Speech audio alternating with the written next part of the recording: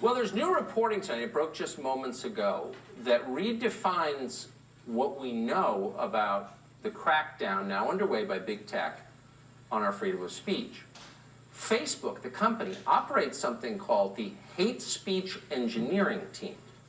Now, how do they know how to censor hate speech? Well, at least half a dozen members of the in-house team are in fact Chinese nationals in this country on H-1B visas. They're in charge of developing algorithms to censor what you're able to think, what you're able to post on Facebook. They've been very active in the past few days. This is a remarkable story, and we're pleased tonight to be joined by the man who broke it. Saul Gomari is an editor at the New York Post, and he joins us with details. Thanks for coming on tonight.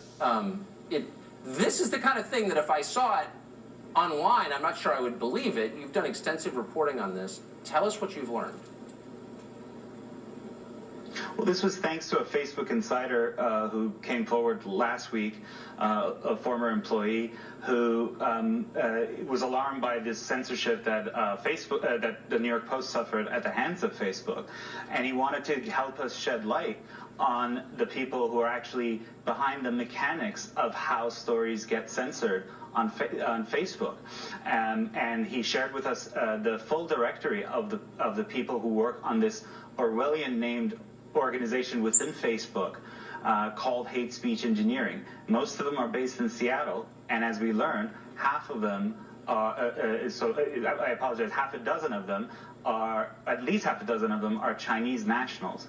And so that's such a, I mean, on the surface of it, it's alarming, but it's especially alarming because it's okay for tech workers to come from foreign countries. A lot of them want to settle here and become American citizens who share in the American dream.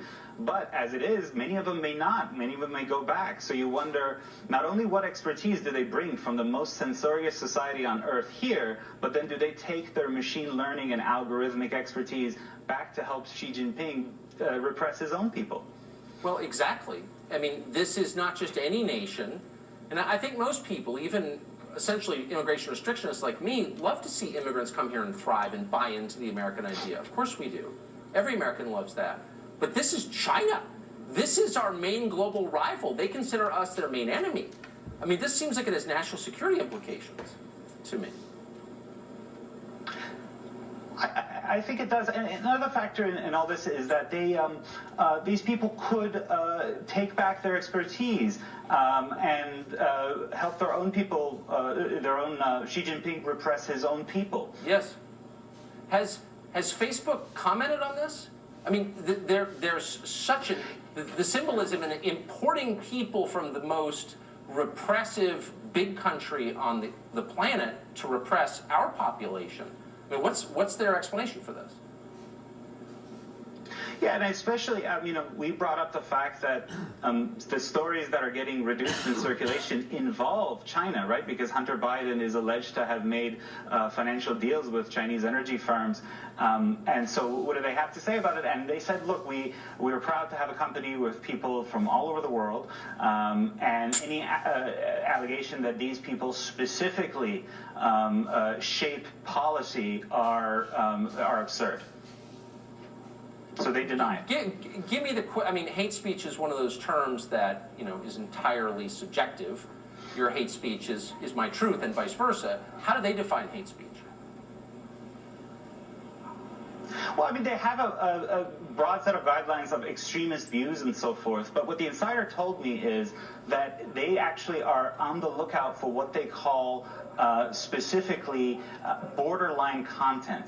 And the whole goal is as you're surfing your news feed, there are certain things they consider quote-unquote borderline content, which apparently includes now New York Post reporting from the oldest newspaper in this country, which they then ensure that you see it last on your news feed, whereas there are other content that they want you to see for commercial reasons or whatever, and the same engineers, if they manage to get you to interact with it, will then get discretionary bonuses according to this insider.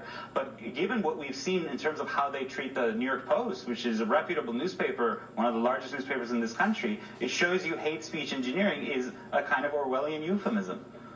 Of course it is. Sharp, thanks so much for joining us tonight. Congrats on that scoop.